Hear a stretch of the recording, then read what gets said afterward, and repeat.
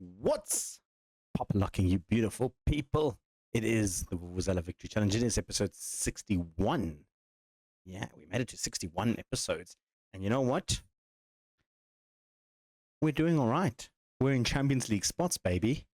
We're in the top three, baby. And today, we could potentially cement our top three status with our two games that we have coming up.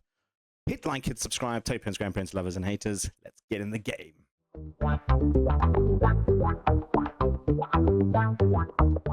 All right, so we're into the game. Of course, last time out, we had that gracious victory against St. Pauli, and we've been on good winning form since then. 4 games since the last time you were with us. We've scored 2 in every single one of them. We have conceded in all of them except 1 so far. With that being said, a 2-1 victory over bottom of the table. Gruther Firth took Paez 83rd minute. They did score a consolation goal in the 94th minute. Eintracht Frankfurt was a different result. That was a 2-0 result. Both goals coming in the late in the second half. Both goals by new goal scorers, both of them scoring their first ever goal for Union Berlin. Jan Ngui, we'll talk about him, and Ahmed Akani, both picking up goals.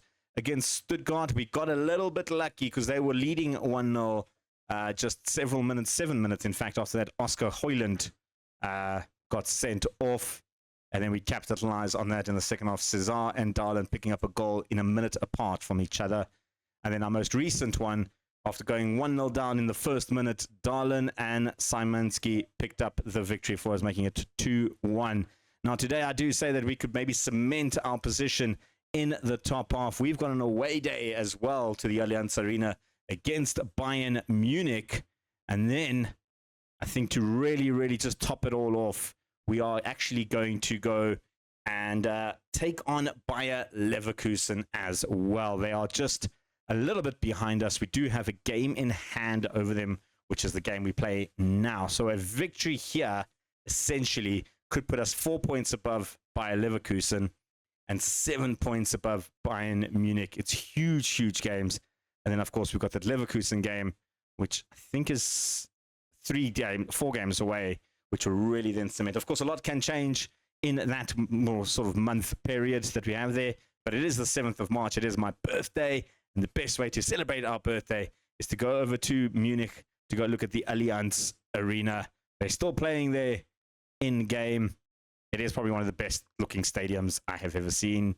Never seen it in person, but it is a beautiful stadium. Have a look. We're into Munich. Of course, very much south of Germany, where we are based in Berlin at the top. And if we zoom in to Munich a little bit, at it now, and now I have lost it.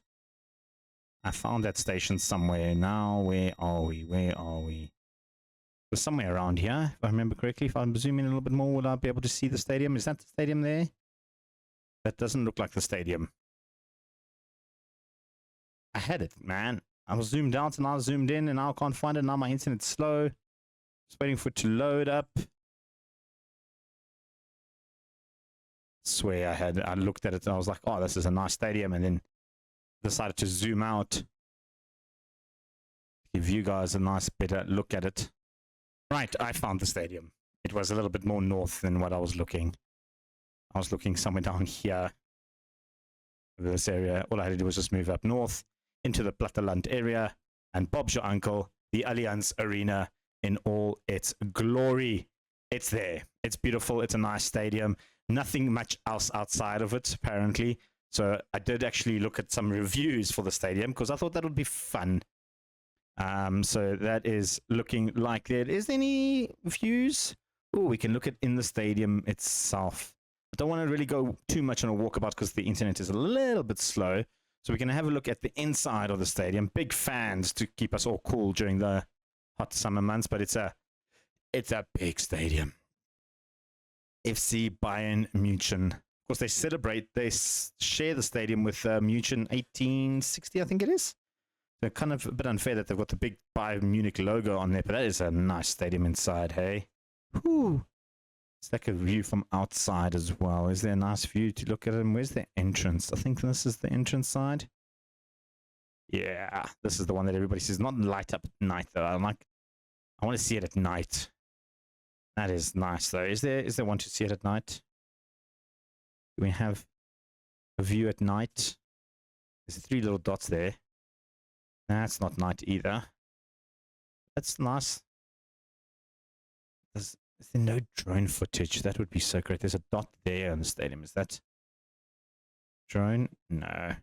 I want to look for at least something that can show me at night what the stadium looks like.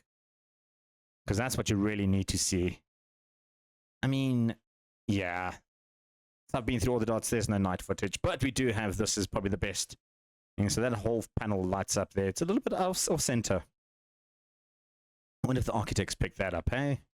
Who knows? Let's get to the game. All right, so we into our game. Of course, do have a little bit of injuries to deal with. When I say that, just one. Cesar is injured. He's out for the next 4 more days. So means Trey will come in at the right. He's the only other right back we have. Robin did leave on a free transfer. Actually, no, we got money off him at the end. So he has left there. He was going to go on a free. We offered him to buy him, and they took him. I did the same for Freiburg. They said no for Schiller, and I did the same for Robert for Vanosh. They both said no. They're going to wait till the end of the season. They don't want to spend money on them. So they are still in the squad. But like I said, he's coming at Inugay. Let's talk about him. I did say we'll mention Inugay a little bit. He is one of our own. He came from our youth academy, spent on loan in Cologne, played 4 games for them, didn't play too well, but I just had a look at his potential and his stats. This man developed, even in the playing 4 games in Cologne, this man developed a heck of a lot. We are training him to play on the left-hand side because he is a nice inside forward, and I think with finishing of 13 and dribbling of 14, and being 18 years old, that can improve vastly. So training him out on the left-hand side to play as an inside forward, I think is the right way to go.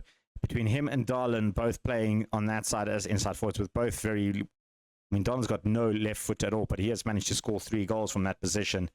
It just shows you. Payer's the same sort of concept. He's got terrible right foot, but has managed to score 5 goals from that inside forward role. Same sort of, actually, for Arndt. Except he's got a very strong both left and right foot. So he could actually be quite useful on both sides, although we are playing him on the right. We're training him on the right to learn that position. So this is the team that's starting. It is going to be Silva in goals, Aleyu, Molsberger, Bars, Treu, Kikidakis, Prince, Simonensky, Payers, Darlin, and Aguileta up front. Akani has scored his first goal, has 2 assists already to his name in just 6 appearances for the club. He is proving to be quite the decent little backup striker in a world where Aguileta, who is only 24 years old as well, I think maybe in about 2 seasons' time could be replaced by Akani. I think he's that good. Anyway, time to take on Bayern Munich. This is to go 7 points clear of the Munich side, who have dominated Bundesliga in the last 10 years. All right, we're underway in Munich. Look, I'll be completely honest. I don't think we should be winning games like this. Is that the John Molberg? Okay, it's not the one I thought it is. They got Yoro, though, as well. He's in the Dream 11 as well. So, but, you know what, like I said, I'm not expecting victories here. I'm not expecting us to actually finish in the top 3, to be completely honest. But the form we've been on, it does, you know, allow us to wonder, and maybe if cooler things have happened, we could just book our tickets straight into the Champions League in our first season in Germany, when we were expected to avoid a relegation. I mean, that was our goal this season, and we have definitely surpassed that. There's no chance of us ever getting relegated at this point. So that's at least, you know, top-notch. Cool. Done with that criteria. But, I mean, a top 4 finish would be great. I don't mind going through a playoff to get into the Champions League, to be completely honest. And I think if we can get into a league phase of the Champions League, the amount of money we can get in and reinvest that money, we could be looking at back-to-back Champions Leagues. Look, I don't think in any way, shape or form we can go off and win the Champions League in our first season in the league. But, you know, we can dream. We can dream. And at the moment, we are still drawing with Bayern Munich, which means we're still ahead of Bayern Munich. In fact, even if we lose this game, we still stay ahead of Bayern Munich by 1 point. Yes, it does mean they're closer to catching us, but this is one of our harder games left. This and Leverkusen, And then I think we've got Leipzig left. Those are the top 3 teams left in the league. So I think we should be okay. We've played Dortmund twice. We've beaten them once. They beat us once. So, you know what? Why can't we dream? And at this point, being a 0-0 draw, it's very much a plausible dream for us to have at this point, I think. I think it's very fair to say that we are a Champions League quality kind of team, especially the fact that we have now got possession, and Darlin plays a beautiful ball in for Sainz-Zinenski, rounds the keeper, pulled the shot, but the defender got a last-ditch effort in there. Mendonça brings it forward for them, and Carazio on the counter-attack, end-to-end stuff. We'll never know, though, if it was, in fact, end-to-end stuff. Mendonça, interestingly, has got the number 40 on there. Why? Are you recently signed? Did they just sign him? 128 million from Stuttgart. He's played 8 games, scored 8 goals. So, yeah, he's definitely one to look out for, isn't he? 128. Imagine having 128 million just to throw on one player. The dream. That is the dream. Half time, it is 0-0. I'm happy so far with the results, how they've gone. I'm going to shout at the players, though, because I think we can do a little bit better. I mean, shots-wise and possession-wise, we haven't done great. And I feel like this might be the type of game where if we do get a little crack in the, the 3-on-1 shot on target, and we do somehow manage to break this Munich defense and get that one goal, I think we could steal it. I really, really think we could steal. We got a better XG than them. And I mean, in fairness, they haven't had the best of chances. Yeah, 7-3 to our 5-2. It's been a pretty boring game, especially for the neutrals, I guess. The header clears not as far as Kikidakis, who finds Samanensky. He's trying to bring it in. Palmer will clear it, but only as far as Trey, who decides to hit it straight to the lethal goal scorer of 8 goals in 8 games. And he finds Revert out on the wing now. Revert coming through, he's looking for options, and it wasn't the best option from Revert, was it? Really, really wasn't. They made a swap. They pushed Revert up forward. We are going to make a swap as well. Paez is not playing great out on the right. We're bringing Arndt, who's played fairly well recently. Elsewhere, Kikidakis hasn't played great either. We'll bring on Espinosa to come in there, give it a little bit of oomph. And you know what, up front, let's bring on our young Nigerian to try and maybe change the tide of this game. Who knows? Treu out on the right-hand side with the throw-in. Finding Prince. Back to Treu. Back to Prince. This is inside Prince territory. He likes to shoot from there. And Atubaulu makes a great little save for Munich. Now taking his time to look for options. Goes deep. Where's he from? What's his record like? I mean, he's German. 9 clean sheets, 22 appearances. I mean, it's not a bad record. Not a bad record at all. The 34-year-old German. Palmer has the ball now for Munich. Lenny Yoro. Bugard. Back to Yoro. Goes all the way across to Stolz. He's been a little bit quiet since coming on, but now he's looking like to burst of energy. Goes deep to the back post, and Carrizo makes the goal. The flag is up, though. I saw the linesman have a flag. Is that going to be offside? VAR is checking. I don't think it was offside. I did see the flag raised, though. It's going to be disallowed. Yes. Thank you, Mr. Linesman, for picking that up and giving me hope. Didn't look offside, did he, though? Stolz has the ball here, and then...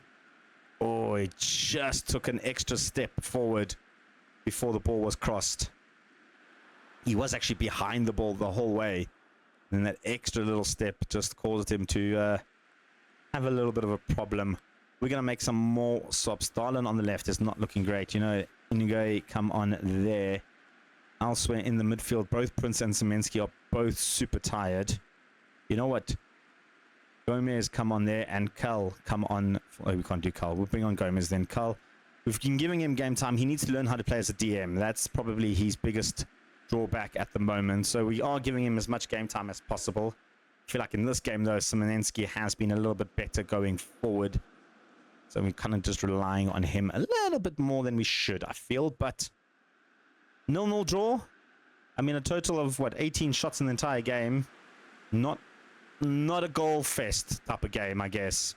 It's been pretty much a midfield battle, in my opinion. Carrizo for them now, bringing it forward to Stolz. Are they going to steal it in the last dying moments? Bars says no. It's fun for Lima, and a great save from Silva. Oh, that was a good save, actually. That was a... That's a title-winning save there. That's Champions League winning save. Let's put it like that. Great little save from Silva, and that's how it's going to end. Of course, we got the Leverkusen game coming up in about a month's time, so we'll just fast forward to there, and we'll take it from there. I think good. I mean, not the best way to celebrate my birthday, but I mean, we remain unbeaten. How old did I turn in 2037? I think like 40 something. What am I now? 48. Well, that's something good to look forward to when I'm 48. Possibly winning game against Bayern Munich. Liverpool, by the way, yet again looking for another manager. They have gone through managers like... Is there a way to look at past managers? There used to be a way you could go see like their history. Club history, do they have landmarks? No, just landmarks. It doesn't say that their manager was sacked. This is captains, facilities, finance. Yeah, it doesn't say they got sacked. Anyway, right, we'll see you guys in a month's time for Leverkusen. Guys, we are back a little bit earlier than I expected because we've got our youth intake. It says it's an average youth take. I disagree. There are 5 elite players in here, and you can possibly say 6, in my opinion. We'll start off with the one that isn't regarded as an elite prospect, but I think he could be, and that's Thomas Hansen over here, a goalkeeper, 15 years of age. The fact that he already has natural fitness of 12 makes it quite good. Handling of 13, command of area 11. That is not bad for a 15-year-old goalkeeper. Definitely going to look at signing him. We then look at the elite guys. We'll start off at the bottom. A DM midfielder type player. Kind of fits the same mold as Semensky a little bit. With a bit of development, I think he could be our future first-team player in that midfield. The same can be said for Raven Schrade here. Listed as an attacking midfielder, but looking at his type of qualities, the fact that he's got 13 flair, I like the looks of him as a channel midfielder. I think he could really, really do well on that. Defensively, though, is where it's going to come into question for him, especially regarding that marking of 4. Playing as a DM might be a little bit of an issue because that's how kind of we play. We also got Felix Becker here. I mean, as a midfielder, probably only a midfielder, cannot play defensive, cannot really play attacking. He's listed as a striker, and to be honest, I don't really see attributes right now to be a world-class striker. I do see him, though, being a very creative, very playmaking type of midfielder. So I might look at trying getting him to develop as a DM, as well as this guy right here.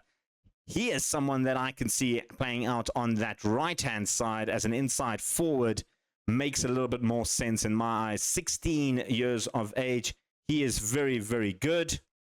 And then lastly, a man that I mean, he's 16 years old. He's 16 years old. Bruno Galic, Croatian youngster. I mean, in 2 years' time, this guy's going to be an absolute beast of a player if he can develop in the next 2 years. He will be very, very good. Natural fitness of 6 does make me a little bit worried, but I really think he could be the big deal here. We can have a look at some of the others. Most likely, I will try and sign some of them. Suljman Jevtic, rather. Let's try that again. Jevtic. Very good young left midfielder. Can develop to play an attacking midfielder. Just need to work on his finishing. Jumping reach of 16 at 178 meters is quite an interesting one. And then we go to our good prospects. Our right back, Boris Vlodjic. I mean, you can look at these 15 years old. Can he develop? Probably.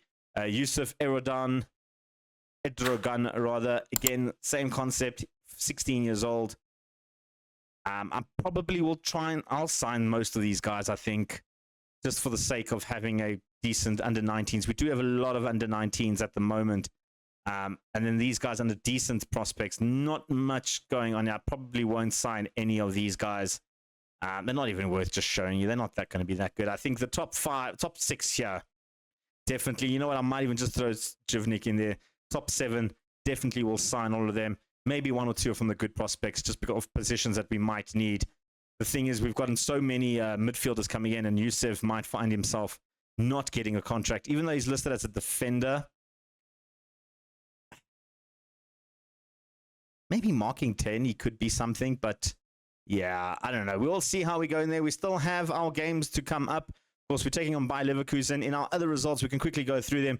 We lost to Kaiserslautern. It just seems that Kaiserslautern have our number, and we just can't perform against them. It was a 2-0 loss in that one. And then our most recent game, taking on Hamburg here, or HSV, a 2-0 victory for us. Quite convincing. A 1-0 victory, actually. It was, the other goal was offside. Quite convincingly. Big thing, though, Aleyu and Caesar both picking up injuries on that one. They should be fit for the Leverkusen game, which is still only 2 days away. So we'll see you guys in 2 days. Let me go sign some youth players. We'll be back for the Bayer Leverkusen game. Right, we are back for the Leverkusen game. Our injuries weren't that bad. Cesar will be starting this one. Unfortunately, Robert is still injured. And Gomez is still sort of recovering. Espinosa is back, so he will come onto the bench for us. The rest of the team is pretty much the same as going to be Silva in goals, Aleyu, Malzenberger, Bars, Cesar, Kikidakis, Prince, Seismansky, Paez, Darlin, and Aguileta up front. That is how we're lining up. Let's go take on Bayer Leverkusen. It is at home. It is a game that if we win, we could go level on points with Borussia Dortmund. They are playing Greuther Fürth, who've caused some upsets in recent games. They've taken themselves off the bottom. Kaiserslautern, who beat us, were at the bottom. So maybe stranger things can happen, because if that can happen, if Borussia Dortmund do somehow lose, and we win, maybe like if they lose 2-0, they go down to 19 goals, we win 3-4-0, we could go ahead of them. It's a possibility. Of course, we are taking Leverkusen, who are just 6 points behind, or 5 points behind us, and are fighting for those European spots at the moment. Huge match for us. Let's go and take on Leverkusen. Right, we're picking up the action about 8 minutes in. We've got a throw in. And, I mean, this is a big game for us. We do need to win. It's raining in Germany. Kikadis comes in first, looking to try and play it across. Finds Cesar with some space. Cesar not really confident on his left foot. Kikadis, though, is confident on his left foot. Pulled it back. Keeper made a save. Passed it right into Kevin Andre Darlin. It's 1-0. 8 minutes into the game. And that is how you start off a Champions League run to get into those final spots. We haven't secured that spot yet. Kikadis, a beautiful cut in there. I think was actually lurking at the back there. I think that was Paez on the back post. Couldn't get through to him. Seeger's got a hand to it and just laid it off into Darlin's path, who has really stepped up in Robert's injury and absence. Darlin has become a regular in that left-hand side, which is absolutely fantastic to see him doing that. Leverkusen on attack now with Miley going across over to Reed, or Red. I don't know how you'd pronounce his name. Miley goes for the long-range effort, hits the crossbar. Kikidadis clears it as far as Villas-Boas Roca. Lay back to Roca, gets dispossessed, and that was a good tackle. They do play quite narrow, Leverkusen. So do we. So this will be a very big midfield battle. But I feel like we've got the right personnel to actually destroy in that midfield. The likes of Prince and Seminski are quite good when it comes to the defending portions of going forward. Of defending, rather. Not, I don't know what I'm saying. Gilmere is through on goal, though. That was a brilliant, brilliant pass. Talking about how good Prince and Seminski are. I mean, he literally ran straight through the midfield. Look at this. We've got our two players. They get back into position, but that ball, Aleyu maybe should have picked him up on that run quicker. He is a quick player, Aleyu, for his size, but that is a good finish from Gilmere. And it's all even again in this competition as we move on to try and cement. I'd like to cement third place. I mean, ideally, that's a shot straight into the league phase of the Champions League. Fourth place, we've got to go through a qualifier. I feel like if we beat Leverkusen, it really does make a huge statement in our intent to get those top 3 spots. You know, we're not thinking about winning the league or even getting second place. I want a top 3 at this point. I feel like we deserve a top 3. And the form that we've been on, it is a plausible option, but one that we're making a little bit of a hard meal of it. Leverkusen on the attack again, goes across to the right-hand side with Reed. Tillman finding Gilmere, their goal scorer. Miley goes through. Olsen, who supplied that amazing pass for them, trying to see if he can do something again for them. Lay brings it forward, going all the way to the byline. It's pobbled around there. Bars will get the clearance eventually. And Aguileta, who's been on a bit of poor form, trying to head her away, but not as far as their defense, and they're going to bring the ball back again. Doesn't matter. That's going to be the end of that highlight. End of the half. I feel like we should be doing better. I'm going to shout at the players, let them get motivated, let them get fired up. We need a victory here just to sort of, like I said, cement that third place. I mean, in a season where they were expecting us to get relegated, media prediction had us sitting at 12th, 13th, around there. The fact that we're even in the same conversation as a top 3 finish is absolutely remarkable, how we have progressed as a football club. Prince finding Cesar, back to Cesar Paez. Beautiful ball in there. Pavel Seizmensky with his 7th goal of the season. And look who else, none other than Cesar, our top assister, once again being involved in that one. It was his pass to Paez, a layoff back to Cesar, and a beautiful pass through to Semensky. And an easy little finish from the number 14. Our Polish international puts us back into the lead at home as we're mounting our fight to get that top 3 finish. Launching forward, Aguila, tall man, 2 meters in height. You're never going to beat him in the air. And he wins it back nicely. Prince looking for options. Smashes it straight into Villas-Boas Rika. Kiki, this beautiful ball in for Seizmensky. Can he turn provider now? Looking to turn around, finding Dahlin. And it took a deflection off one of the defenders. I don't know who was that. I don't know if Koulibaly even knew much about that shot. But he saves the potential goal there. Oh, that sneeze came out of nowhere. 63 minutes in. Let's make some swaps. Paez not having the best of games. We'll give Arndt another run on that right-hand side. Aguileta again not playing well. Akani also not playing great. Prince also not really showing some worth there. I'm going to bring on Cull. We're going to play him on the left-hand side. Give him some minutes. He has played a couple of games in between. Played, I think, came on as a sub in the HSV game. Yeah. Towards the end. So we're trying to give him as much minutes as possible. Training him to play in that DM role. He doesn't know how to do that. He can play anywhere across the midfield and left-hand side. Just not DM, apparently. And you know what? Couple more minutes in, we are doing all right. We're not doing bad at all. The defense has been pretty good, keeping Leverkusen quiet as much as they have been. What has happened? Has Cull picked up an injury? Yeah. Cull has picked up an injury. Okay, Gomez will come in back there. They can switch back. That's not good. That's definitely not good that Cull has picked up an injury. Worse timing as well. I was trying to give him as much game time towards the end of the season. Hopefully it's not a long-term one, but it looks like it's going to be another victory for us as we take a step forward in the right direction. I did spot here that Borussia Dortmund did win 2-0 to just help them in their pursuit for top 2, which is fine. Like I said, top 3 is where we're at. Top 3 is what we're fighting for. I'm happy with that result. I mean, I can't be mad at that result. That is a damn good result for us. Doesn't matter if it's a narrow win or a big win. A win is a win, and we keep on doing that. How long is Cal out for? 5 weeks. Connie set for pay increase, by the way. He's almost made 10 appearances for us. Increase him to 3,600, which, I mean, is great. In terms of the league now with that win, it does mean we go 6 points clear of Bayern Munich in 4th place, which is absolutely fantastic. Schalke do have a game in hand, and if they win it, they'll go 5 points behind us. We stay 3 points behind Borussia Dortmund. Leipzig drew, and that puts us now 5 points behind Leipzig with 6 games left of the season. And we still have to play Leipzig and Schalke. I mean, do we come back for the Leipzig game and then maybe come back for Werder Bremen after that? Maybe even do a triple header? I don't know. We'll see. We'll see how the log looks.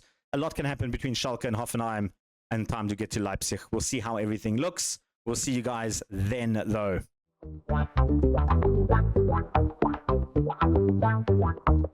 Hope you guys enjoyed that video. Hit the like button, hit subscribe, tell your parents, grandparents, lovers, and haters. Make sure you are subscribed to the channel, and you can get all FM content that comes up, as well as the Planet Zoo stuff that's on the weekends. You can enjoy that as well. If you want to break from football, go check that out. You'll see it at the end of the video. It takes you back to episode 1. But if you don't want to watch from episode 1, you can always just, fast forward. Go forward. You can see how much my building has progressed from episode 1 to episode 44. I think we're on 43. Go have a look. Your boy, the Vaslap, is out of here. Peace and chicken grease.